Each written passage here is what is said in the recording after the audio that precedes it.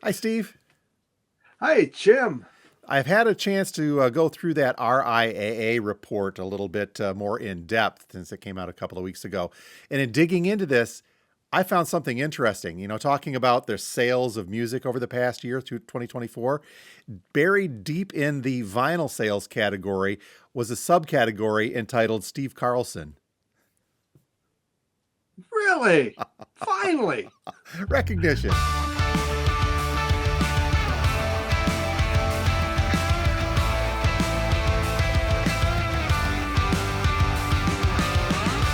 And welcome once again to Two Guys Talking About Records, a vinyl community podcast where each week we two guys get together and, well, we talk about records. And I think, Steve, hopefully we're back on track.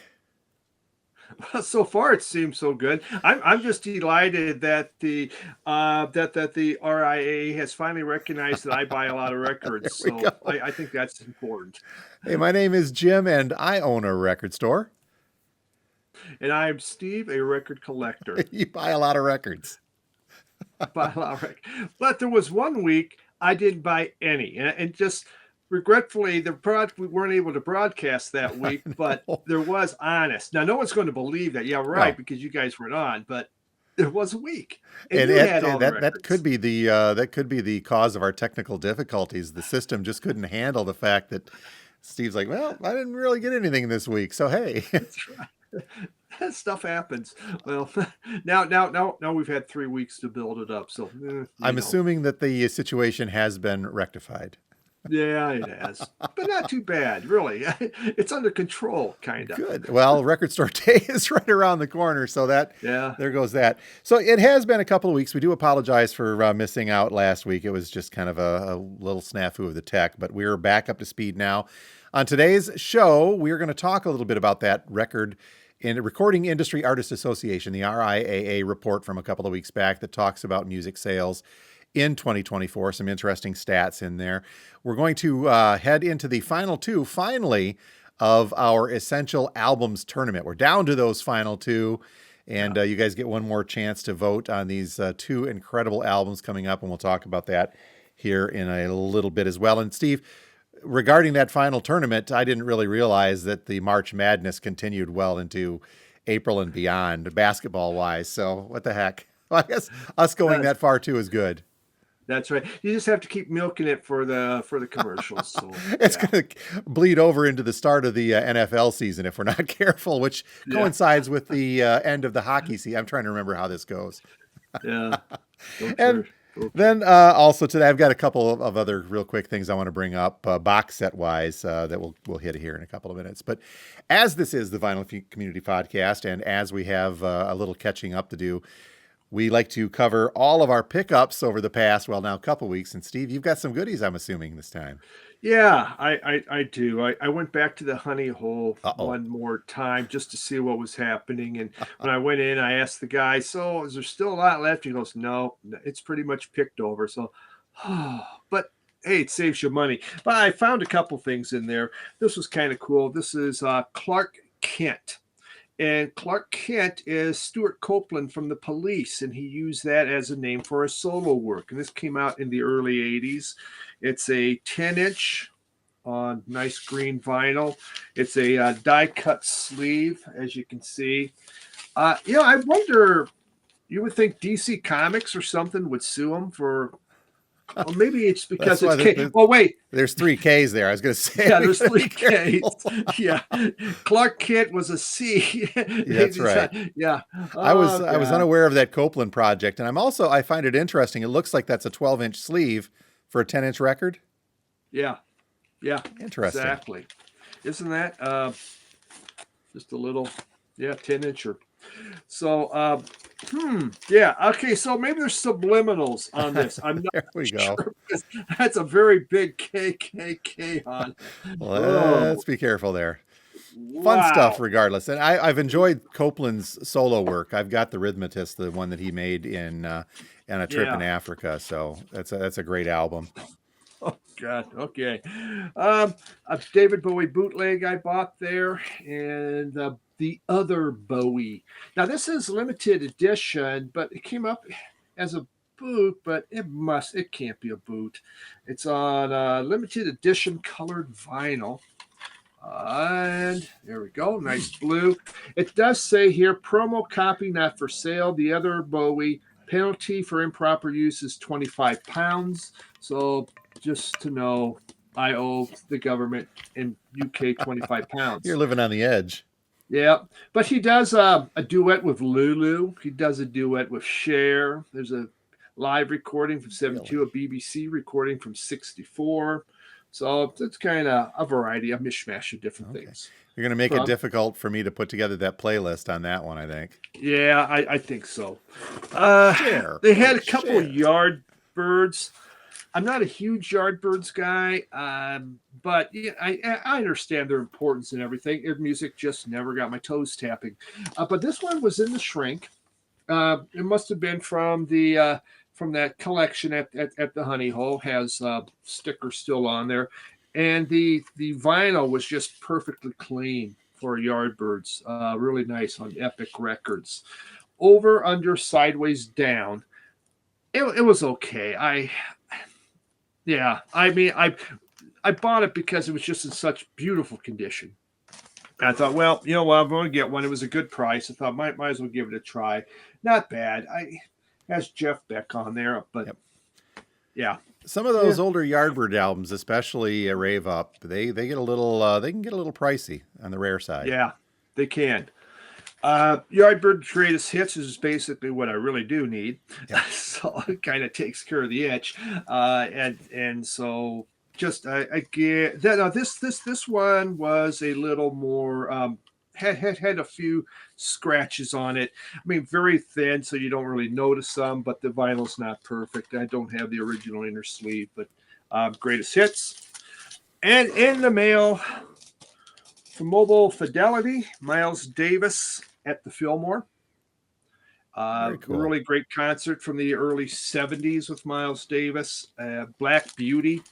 I love that early 70s stuff that they were doing. So this was a great listen. And let's see. Oh, yeah, two more to go here.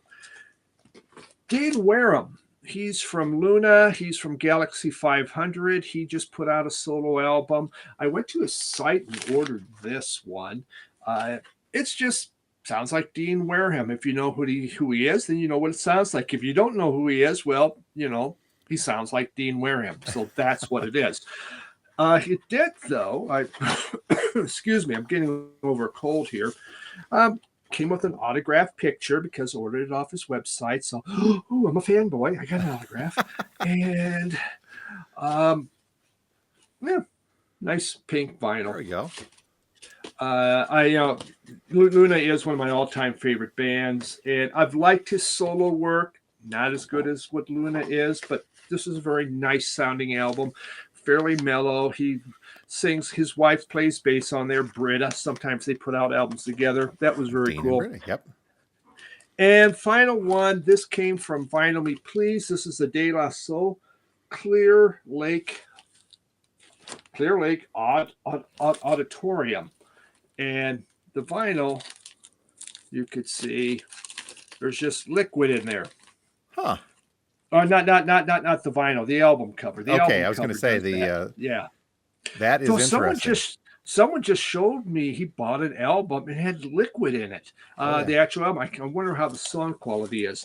I did. This is in one of those lovely PVC covers, so I did take it out and put it in there. That's actually what the album looks like. The originals came this way too. I saw on Discogs they had this kind of fluid in there. So good. Nice De La Soul album, which I've never seen. Didn't even really know about it. But Vinyl Me Please. I'm just trying to get rid of the credit. So there you go. So yeah, from having 1 week with nothing, that's 3 weeks worth. That's pretty good, I think, Jim. I think you're missing one. The last time we talked, we were taking bets whether or not you'd cave and get one more. I just showed him today the new Bob Mold. I did buy the new Bob Mold.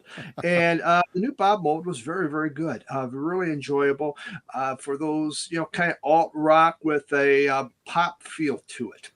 And yes, so for those that took bets that if I would buy that after Jim did show it, you won. So make sure you collect from the others, because this has become the betting channel, because there's much you can bet on. There's so much, I guess, right? Now the mold, I still am enjoying that. They're quick songs. It's a fast album, Hmm. but it does. I think you hit it. It's kind of got that alt rock, but a little pop. But I think you can still tell there's a little bit of that punk undertones in there from his Husker Yeah. Du days. Oh yeah, yeah. His guitar playing still hot, very heavy. He's in Denver April 12th. It's Ooh, I'm thinking of going. I'm not sure yet. I could see if I could snag one of my kids and make them go. there you go. They also really dad's music. Nice batch to have this week, Yeah. Steve. What you got? Well, this it was a big one the week before, and I'm still kind of digesting it. I did a video on our stores channel about. I did an unboxing video. I don't do unboxing videos, but I did one for the new Rush box set that are Rush 50, the Behemoth box set that is out there. I did get the Super Deluxe, but not off the Rush website version Super Deluxe, just this one. And the box set it's incredible. This thing, you could use this as a cornerstone in some sort of construction project if you needed to. It's Yeah. that hefty and big of a box. But yeah, the video that I did, again, I'm fairly modest with the Radio Wasteland channel, but we ended up being one of the first ones to do an unboxing video because I did get this the day early. Got it up there, and we kicked up thousands of views on it, which for me is very cool. It's neat to see, and there's been a lot of other ones since then. But I am enjoying the set. I've got a lot of comments. Oh, it's great. It's great. I got to get one. And then there are comments, of course, it's overkill. You don't need it. We've talked about overkill box sets in the past, but being that I'm a fanboy, if you will, of them, this one hit home for me. It's got the 2 books in there. The reason I got the Super Deluxe was because it did come with that. It came with the graphic novel, if you will. And this one is it's very cool. It tells a great story about Rush's musical evolution. It touches a little bit on them personally. I mean, obviously, there's some bigger life events that take place within the history of Rush that they have to touch on. But Yeah. it really does concentrate very specifically on the music. It talks about their producers and how they had to fight the record labels early on. And then it goes literally through every single one of their producers and every single one of their albums sequentially, Wow. told in a flashback type of narrative with Getty and Alex enjoying a couple of glasses of whiskey as they travel through their history, and very very touching end as they wrap up. The 2 of them head off to go jam, and there's a third shadow in the middle and a covered glass of whiskey there for their departed Neil. It's very cool, but Oh, the music itself, I'm still digesting the 7 LPs in the box set.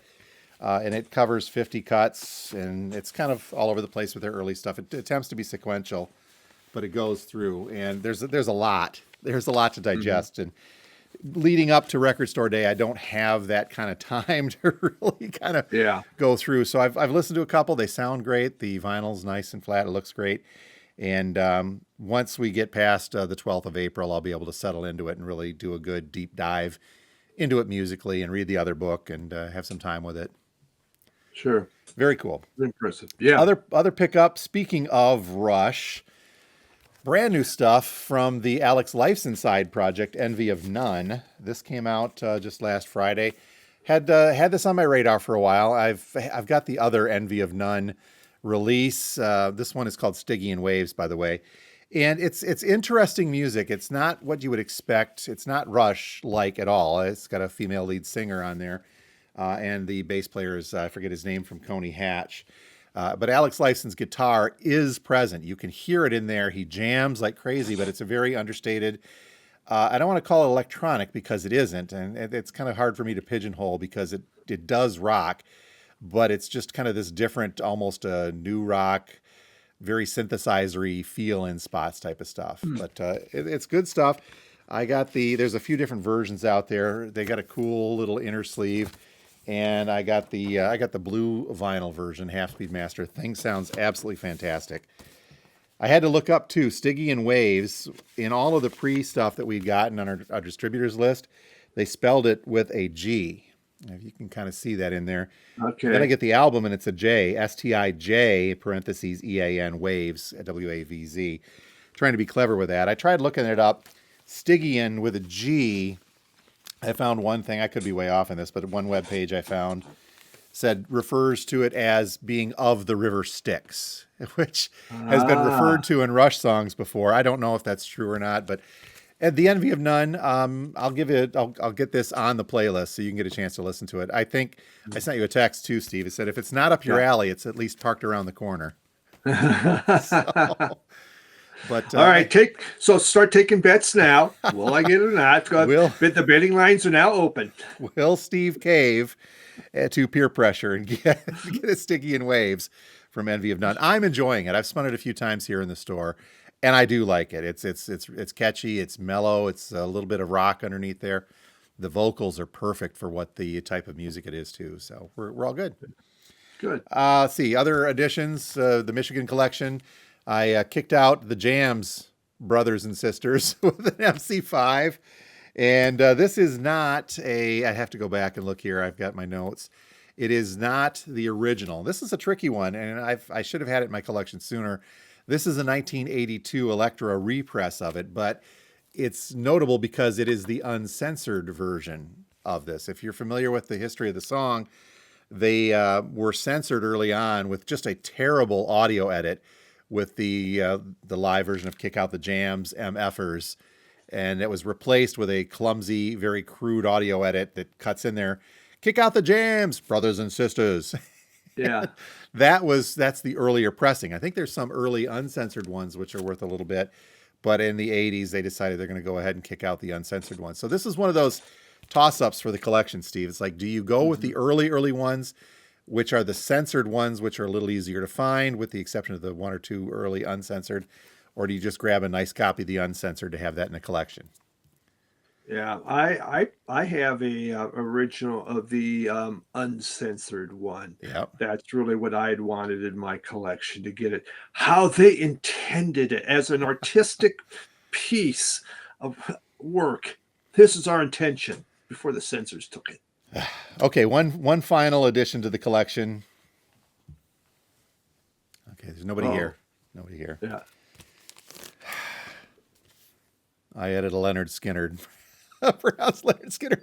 And the reason I'm so iffy on this is because I spent the better part of my adult life, Steve, mocking Leonard Skinner, especially Freebird, just simply Yeah. because of the aura around it. I don't know why. Maybe I've matured finally. I'm almost 60, so finally it's good that I'm maturing. Make sure you mention that to my wife.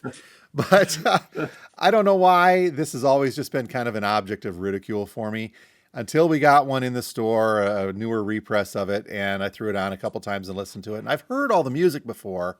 Yeah. I've just never really appreciated it. Is that a good way to put it? Yeah. And It so is. we had a great looking, I was able to get a hold of just a great looking first pressing. 1974 Pinckneyville on the MCA labels, gatefold version and all, beautiful vinyl, nice looking cover. I got to say, I kind of dig it now. And yes, I'll spin Freebird through there. Freebird, play Freebird with the lighter and Yeah. everything. What kind, if you go to a concert, it's the first thing that seems to pop in your mind. You just think that song, Freebird. Play But Freebird. there's so many albums, though, I find as we get older, we suddenly appreciate them. At the time, we scoffed at them. We didn't Yep. think anything of it. And years later, we played. And I keep finding more and more that I love. I go, God, I hated that for years. And suddenly it clicks. Sounds like we've got an episode idea for future reference here, doesn't Yeah. it? Yeah. Yeah, it My, does. I don't know if it's maturing or not, but yeah, I really do dig that. It's a good album. There's some great songs on there, and I'm feeling a little bad that I haven't given that much of a chance earlier in my life to enjoy that further. So be it. So, Yep. as we do every week, though, folks, we'll put together a playlist, a Spotify playlist of all of the music that we talk about in our pickups and subsequent stuff here throughout the episode. That link will be in the description of both the Spotify episode and the YouTube episode. So you can click on that and hear some of these songs in their entirety to see if we know what we're talking about, or if you want to rail on us a little bit for picking what we pick. But definitely, I think they're cool playlists. I enjoy putting those together. Exactly. Yeah, they are. They're very nice and well worth investigating because that's a lot of different types of music, folks. And sometimes Steve throws those curveballs, and I can't find everything, but we'll do what we can to get them in there. Yeah. One final note, Steve, and this wasn't a pickup, but this goes to a box set. This was unexpected. We talked about that Ozzy box set a few weeks back that had every single Ozzy studio album in there, listed for about $600. I had one customer say, "I'll get it if you can get one." And I talked to my distributors, and they basically said, "Nope, that ain't going to happen." I don't know why they even put it. It was so limited. This is the one that they were talking about they were canceling Amazon orders because they oversold it. Lo and behold, look what showed up in the store a couple weeks ago, Steve. The Ozzy box set. I didn't open it, obviously. That's for the customer to do, but we landed one. I don't know how somehow we did, but we landed one of those, and customer was very thrilled. It's a chunk of change, coming in at that $600 mark, but they were ecstatic because they landed something that was not easy to land. Yeah. That as a collector, isn't that the most exciting thing? You get something that just most people want, but they can't have, and you go, I got it. Yep. Yeah. And I was that way with the Rush. It's a little bit, I think that may be difficult to get the big one. I don't know. We'll see how I've not been able to find the numbers on the Rush, for example. The Ozzy one, I think they said it was only about 5,000, maybe less. But I've not been able to find numbers on the Rush box set to say, oh yeah, it is super rare. So, but they were happy to get it. Yeah. Remember when if there was 5,000, that was a lot to have pressed, and you just think, oh my God, that's huge. And now it's like, that's tight. Wow. Takes them up really quick. Well, also this week, folks, we are now moving into the final phase of our album tournament. A few weeks back, if you've not seen those episodes, feel free to back up when you're done with this one. But then we'll have to give you spoiler alerts on the old ones. But Steve and I put together a tournament of sorts, looking at 16 albums that we feel are essential for any album collection. And I've got our bracket that goes up here, Steve, to the final four, which was the last time we talked about this. We started off, I think, with 16 fantastic albums, a good variety of them there. Not much in the new side and not much in the jazz side, but that was represented. There was punk, there was jazz, but a lot of classic rock. And that classic rock seems to have carried forward to this final four that we're going to reveal who the final two are today. But it came down to, my side of the picks were the Who's Next, and Pink Floyd's Animals. Yours was Led Zeppelin 4 and Pink Floyd's Wish You Were Here. And we were considering this could end up to be a Pink Floyd final two. Yeah, that was just our thought, but not what happened, is it? We have found that our viewers are extremely into the classic rock. Yep. So here, Steve, this is the results. But because we had that extra week tossed in there, we knocked it up to almost 100 responses. So I think that's a good representative sample. But the winners of this are the Who and Who's Next going up against Pink Floyd Animals.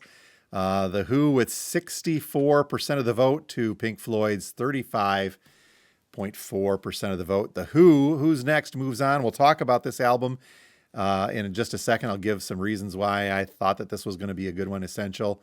And on your side, no surprise there either, was there? No, really not, I guess. Yeah. Absolutely no big surprise. I really like Wish You Were Here a lot, but when you just kind of think about what especially the folks that really watch the channel, you kind of know that, Led Zeppelin is going to rule there. So Led Zeppelin, and it was almost the same thing, wasn't it? About the same percentage. 65.6% to 34.4. I mean, those very, very similar in the outcome, and both of the Pink Floyd, Steve, do go down. So here is what the final two bracket look like. Heading into this final week, we have got Led Zeppelin 4, the Untitled, Zoso, whatever you want to call it, going up against the Who and Who's Next. And I've got my Who's Next here. Yep. Do you want to give our arguments for this, Steve? Sure. All right, why don't you go ahead and start with yours? You're up top there. Okay. I was just going to say 35% of the people that watch like Pink Floyd because that was really even. So 35% are Pink Floyd fans. Everyone else, So Led Zeppelin 4 is a perfect album. I mean, from start to finish, you start Black Dog, going to Rock and Roll Bed or Evermore, Stairway to Heaven. I, what more can you ask for? I mean, it's classic. Yes, I know Wayne's World. They have the sign in the guitar shop, not No allowed to play stairway. Stairway to Heaven. Yeah, no stairway, which is absolutely hilarious because everyone does. But yeah, actually, my favorite song on here is When the Levee Breaks. They Yep. take that blues song, which they probably didn't give any royalties to whoever wrote it. They weren't big on that, but they made it their own. They just put such a cool rock, you know, song on there. And Sandy Denny on Battle for Evermore. Oh I yeah. mean, just phenomenal voice. This is just no matter. Some albums you play one side. You play that one side all the time. This is the second side you really don't give a crap about. This one, both sides are excellent and you enjoy them both. And so for Led Zeppelin's a great group, but this album defined them. I do have a comparison here, and we'll pull that up against the Who. The accolades for Led Zeppelin 4, and let's just go by the Rolling Stone. It says in 2003, Led Zeppelin 4 was the album was ranked number 66 on Rolling Stone's magazine's the 500 greatest albums of all time. Then in 2012, it was re-ranked and moved down a few notches to number 69 on that 2012 revised list, and then re-ranked upwards again in 2020 to number 58 on that revised list. So still respectable on there. Yeah. All right, my turn. The Who's next. You talked about perfect albums, and I'm going to suggest as well that this is also a perfect album. Just great balance, a powerful album from The Who, and I think it really kind of pulls through with, for me, the perfect album combines everything. It's got to have good artwork. It's got to have great music. It's got to have good sequencing of the music and the albums through here. Or I'm sorry, the songs through there. You got Baba O'Reilly kicking us off, Bargain, Love Ain't for Keeping, Getting in Tune, Behind Blue Eyes, and Won't Get Fooled Again. Just a great way to end this album. And this one, let's see, it was originally released, Steve, in 1971. The fifth from The Who. It was released in August of 71, I guess, July, August, UK, US. Topped out number 1 in the UK charts. And lots of cool stuff on there. And I didn't realize this, but it was originally developed as a rock opera project coming off of Tommy by The Who, conceived by Pete Townsend. They wanted to call it Lifehouse, but that was abandoned as being a little too difficult for them to pull off onto that. So still, I think it's a great album. Comparing this against the Zeppelin rankings from Rolling Stone, in 2003, it made 28th on the list. Wow. So a little higher.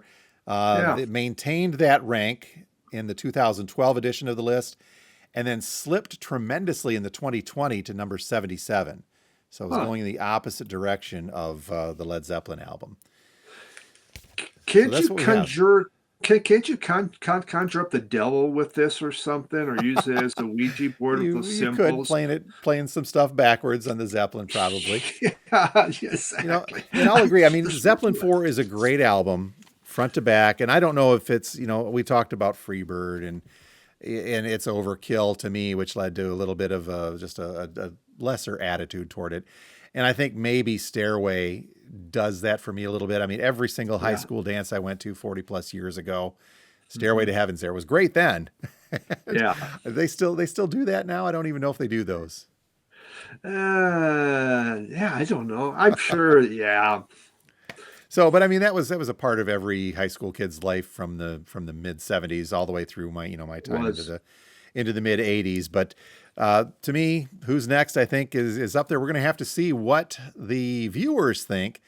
You folks now have 1 week to vote on this. We'll have the link to vote in the descriptions as well. We want your voices heard. Is Zeppelin 4 going to rule supreme, or is the Who going to tell you what's next and then go from there? What do you think? Well, more betting.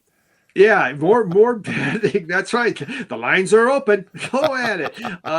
Yeah, it will be interesting because I've obviously, that last section you could just see this block of Pink Floyd fans in there. Now find out, where it really goes. So this will be a more interesting week, I think. So make sure you get your votes out there, and we will give the winner next week. And I don't know what will the winner receive? Lifelong accolades for their work and contribution to the world of music and classic rock in general. And a heartfelt attaboy or attagirl from us. There we go.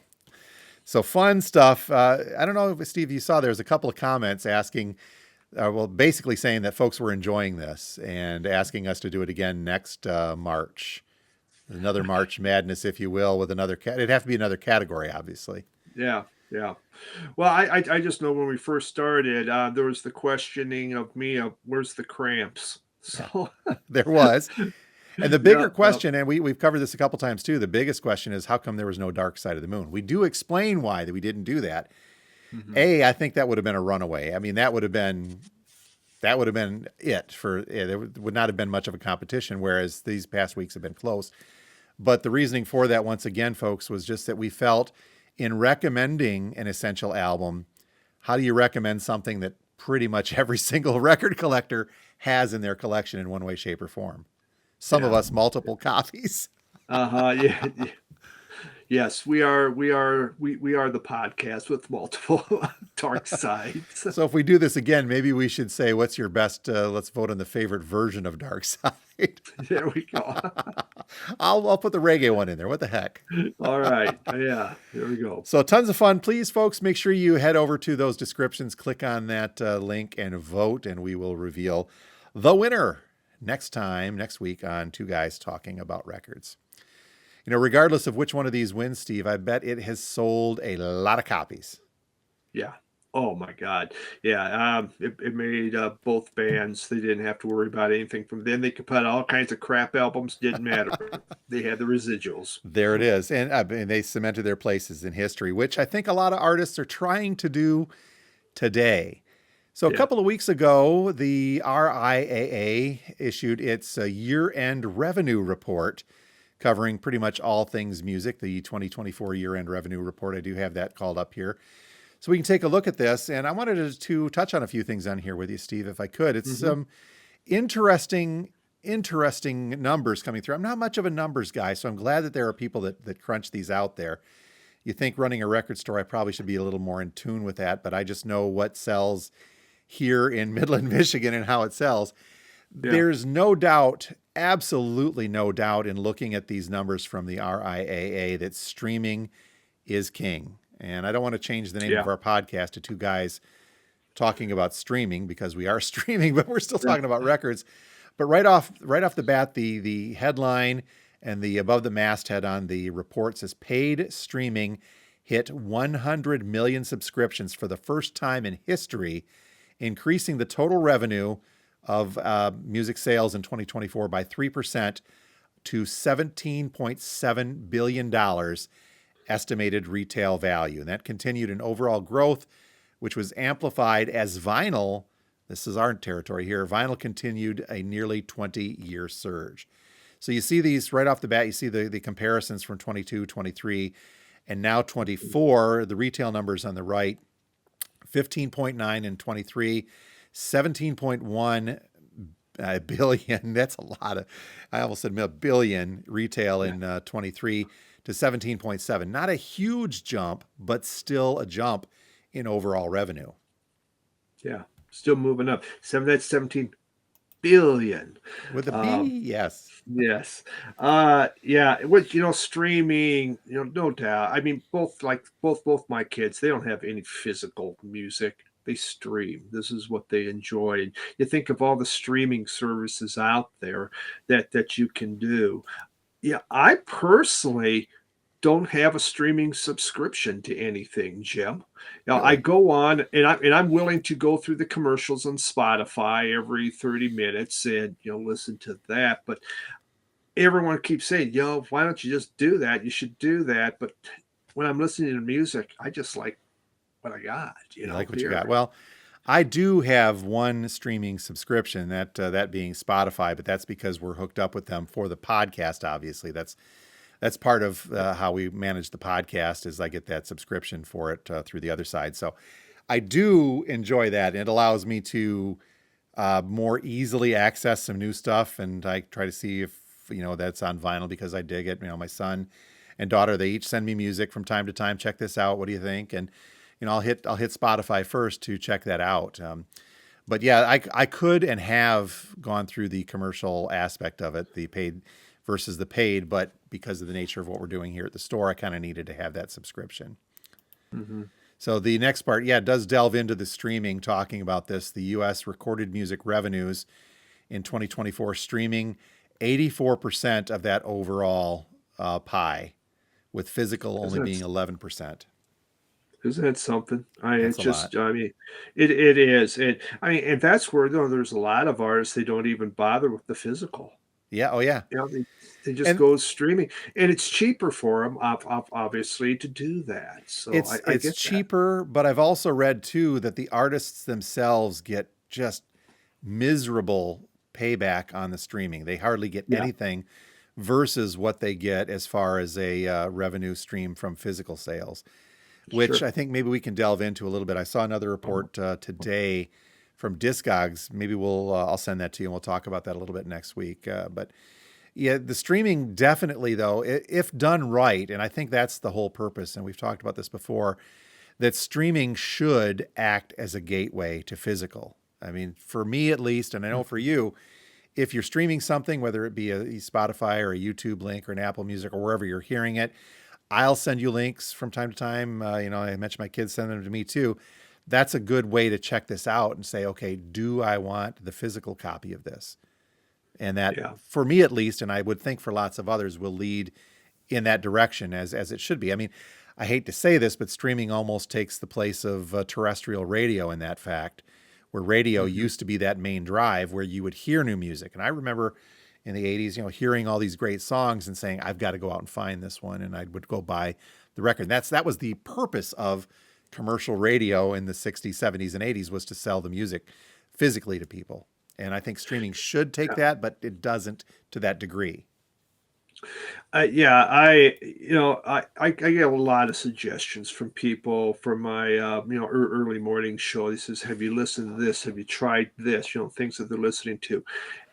Oftentimes, one of my first things I go to is if I go onto YouTube, I can generally find the full album right on YouTube, Yep. and I'll listen to it. So it's a form of streaming, but yeah, you want to check that out. Just find out, is this something that really appeals to me? I still do a lot of blind buys, but there is so much other music out there. And all of a sudden, someone says that, and you listen and go, wow, I do need to. Well, I should say I do need to have this. I would really like to have this because do we really need it? And I know we've discussed that many times. So it does create that interest to get the physical format. Now, I've gone onto Bandcamp at times and I can't get it. It's only in digital. And I do see Yep. that, but you can download the digital and have it that way. Interesting take from one of the second graphs in here. We talked about the paid subscriptions versus that. They found that Mhm. revenues from paid subscription services grew 5% last year to $11.7 billion with a B. And that accounted for 79% of streaming revenue. So that's the paid subscriptions. So not only, are they getting ad revenues in some cases, most cases, the paid subscription does away with those ads. I think some Yeah. of them don't, but let's see what else they have in limited tier subscription services, which are limited, some limited by factors such as mobile access, catalog availability. Product features fell 2% to 1 billion, but services like Amazon Prime, Pandora Plus, music licensing for streaming, fitness services, and other subscriptions were included in the category. So you see this in the graph in 2024 that paid subscriptions were the by far largest versus the ad-supported and on-demand and other digital customized radio. So Yeah. the subscriptions are obviously a big part of how people are consuming. Yeah, and boy, they're out there trying to get you. I don't know how often I get, well, like every few days from Amazon. Hey, you still have this benefit for 90 Yeah. days free. You can if you And can ignore them, but yeah, yeah, exactly. But it was also interesting, Jim, where they showed on there that physical media continues to grow. correct. And that's where we get into this next the next graph in here. The U.S. physical media revenues, physical products. It says here that revenues from physical music formats continued to grow. Total physical revenues of $2 billion were up 5% versus the previous year from 2023. So revenues from vinyl records grew 7% to 1.4 billion, marking the 18th consecutive year of growth. And those sales accounted for nearly 3/4 of all physical format revenues. It says here also that for the third year in a row, vinyl albums outsold compact discs in units, just unit wise, 44 million to 33 million. And revenues from CDs grew 1% as well. So CD hanging on there. But yeah, that graph shows just the billions where you've got vinyl, CD, and other. That other being, I would have to imagine they're attempting to make cassettes of things still in some cases, as well Yeah, as other yeah, they are. other minor types of physical formats that would go out there. But to see that vinyl. Now, I wanted to dig into this with you to get your thoughts because they broke this out and said that the vinyl albums outsold CDs unit wise. They count units 44 to 33. I'd say that we have to look at the monetary side of this different than the physical number of units because the price of vinyl has increased so much. You're Yeah. going to see that increase in the revenues because Mhm.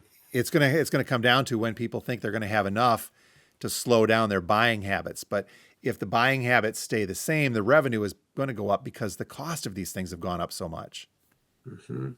Yeah, there is that is a big difference. It comes down to what net profit is. And we began last year talking about, vinyl prices jumping up. Suddenly now $40 Yep. is the new norm. And there was 5, 6, $7 jumps. So you can buy less but have more revenue. But it's so what now did they talk about the you did they show in here where the units went? There we go. Yeah, the units just 44 million Yeah, units for but vinyl not versus 33. but not But versus last year. That was yeah, that CDs versus vinyl. yep. Yeah, they didn't break that down in this. I'm sure if we dug deeper and we got past your subsection, we'd find that information in there.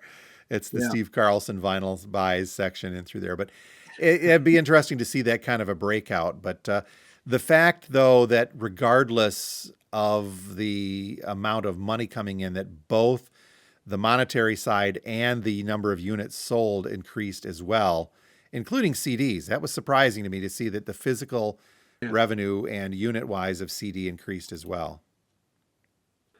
Yeah, that yeah, I again I think it just goes back to vinyl pricing. I mean, vinyl did go up, as we said, because of the price. So others people I've just seen YouTube channels where they've just gone CDs now. They've changed because they want to get all this music and it's just a better route to go for them.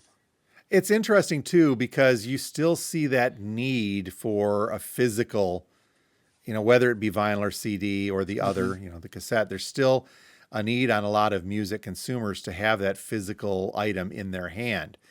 That being said, though, if that were completely true, the streaming would have flattened out, I would think. But the streaming continues to just shoot past everybody and everything. Yeah, it just comes down to people, when you're in your vehicle, they want to stream, they want to have that going on. Like, my kids, they always have the streaming going on behind them, in their little speakers around the house.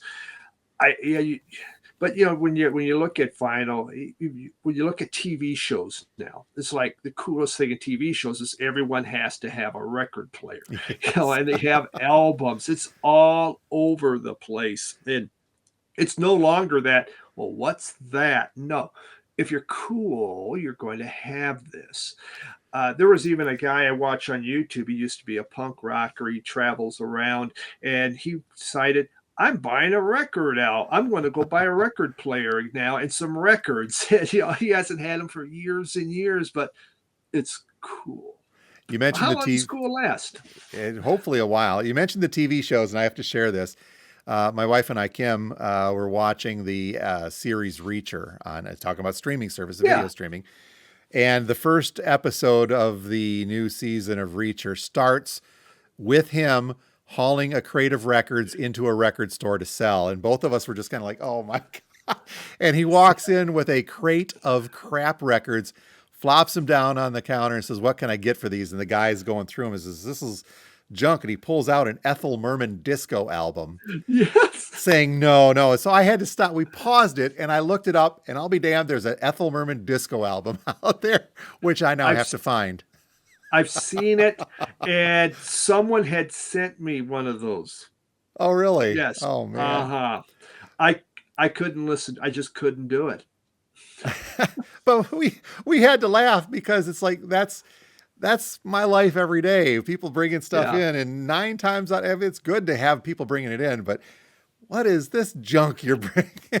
Exactly. But we found that very amusing. But again, that illustrates the point what you said. It's cool enough to be included in a lot of TV shows and movies. Yeah. Hey, look, there's a record player. Here's a plot point with some records being used to drive the narrative because the reasons. I won't spoil it for people that want to watch it, but so it's fun. And it is. And I think the other thing with this graph, this is new. This is just new music, right? Or is it? It's not used, is it? It's only new, yeah. But I mean, it would also account for new reissues.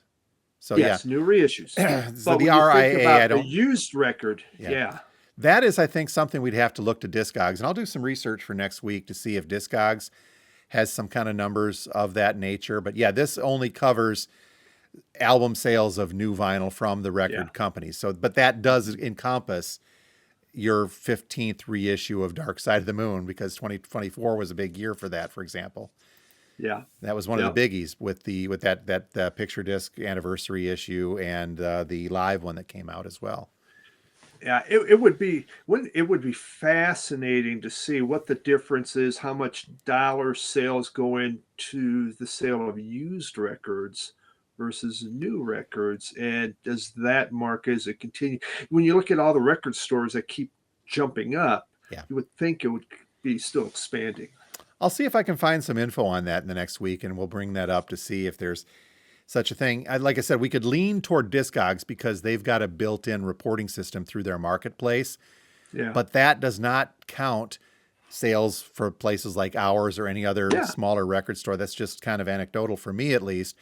It doesn't count the likes of eBay, but I really try to discount eBay because that's a wider umbrella of which vinyl is a small part, and oftentimes a tremendously unrealistic portrait of vinyl sales, I think, from eBay. And I don't think that it would count. Maybe the RIAA sales count some of the subscription services like you with VMP or the Third Man stuff. That would have to count as new vinyl in the sales at some point. Yeah. But it would be an interesting dig if I can find some info on used sales and how stores, because I know from my standpoint, I don't report this to anybody.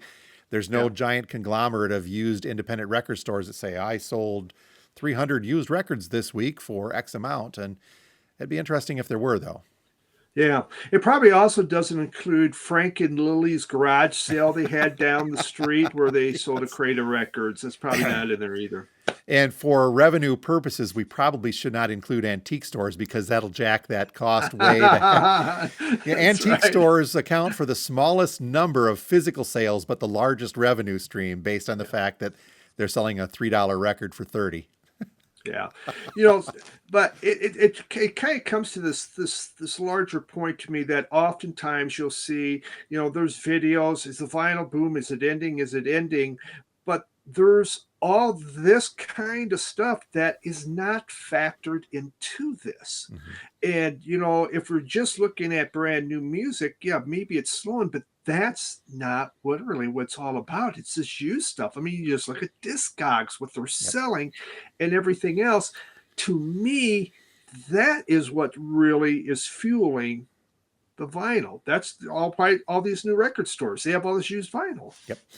That's a great point too. And from the business standpoint of this, and you have worked retail before, not vinyl, but other retail, you know that for new product, sometimes the margins are tremendously slim.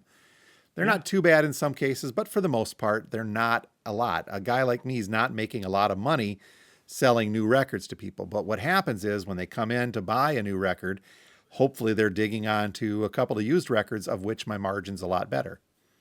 Exactly. They're going to grab that Ethel Merman disco album and make sure they head out with that. So, Well, you will, because I'm going to find one and send you another one. okay, there we go. There's a guy in Canada, Daryl. I'm sure he has one. But it is interesting. Too often we just think of new, with the reports deal with new, but for you, I mean, it deals with used records. Your new sales, I would think your used sales are way over your new record sales. We've done some comparisons, and while the numbers are up there, the monies are about the same, if not the new, maybe a little bit more, especially with the likes of Record Store Day. Yeah, But that's just gross. That's not the profit side of things. That's just how yeah. much people are buying in terms of retail Uh-huh. price of new versus retail price of new. You get one person coming in, and it's easy to do to spend $75 on a couple of new records, and you feel this pain. I know you've talked about this before. Do I spend that $75 to $100 on 2 or 3 brand new records, or can I get 15 used for that price?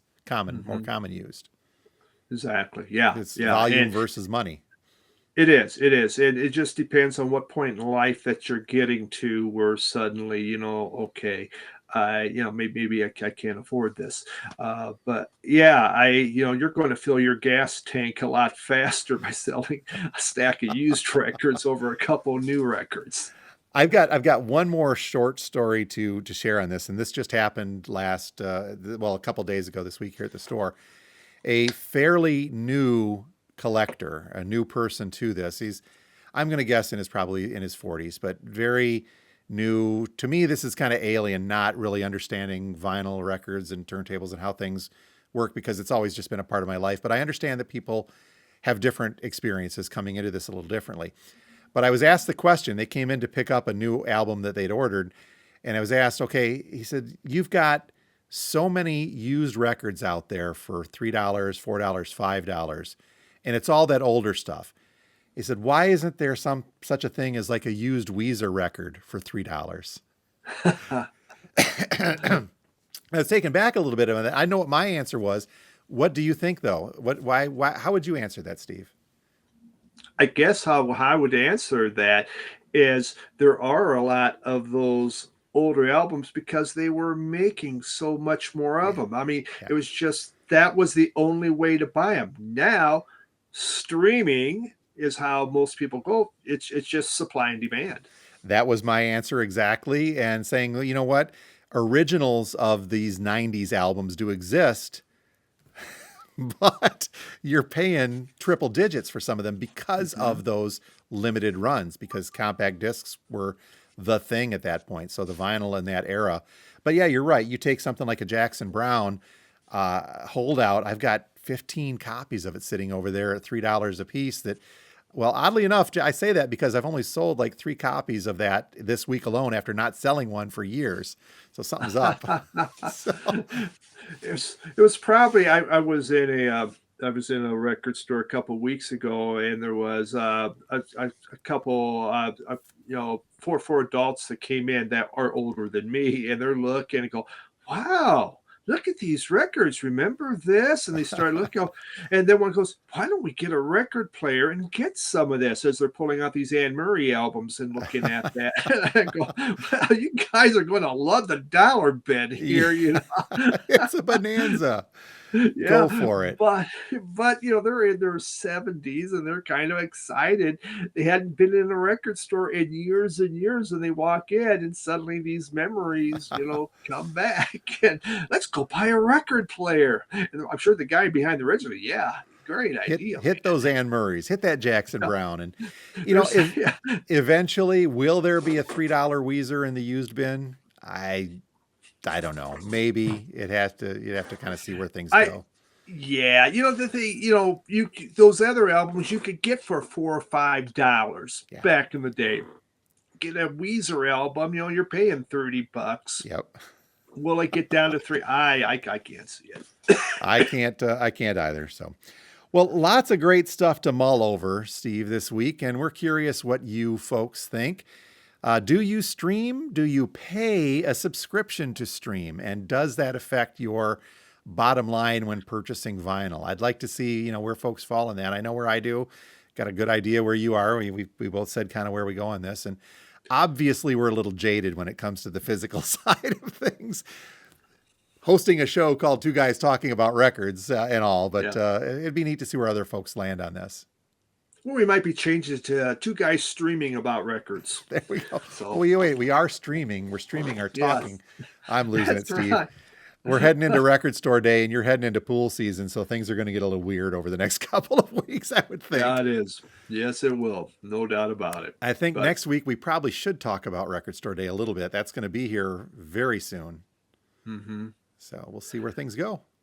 Yeah, it is. It's coming fast, and the excitement's building. Yes.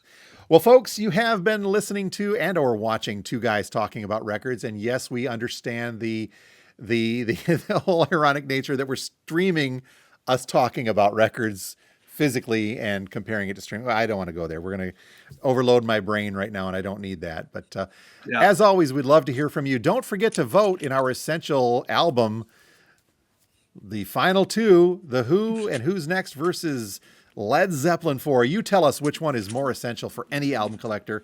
Find that link and do that, and we'll give you the results of those final two next week. How's that sound? I think it's going to be exciting, and you'd be a fool to miss out. You would. Get those betting lines down. Are you on the phone with the folks from DraftKings? I am, and don't be fooled again. There we go. When that levy breaks, we'll see who wins. Yes. I don't know. It's, you know what? I know I'm dragging this out, Steve, but I think that it's going to be, I don't know. The two Pink Floyd were kind of a given. Yeah. That was going to go the other. I don't know where this is going to go based on these two. It's a couple of good ones. It is. It very much is. And well, we're going to find out soon. All right. 1 week. All right, folks, that will do it for this week's episode. Until next time, my name is Jim, and I own a record store. Getting a little crazy now, but I still do love it. Yep, and I'm Steve, a record collector. Thanks again, Steve, and we will talk to you, everyone, next week. Yeah. Bye, everyone.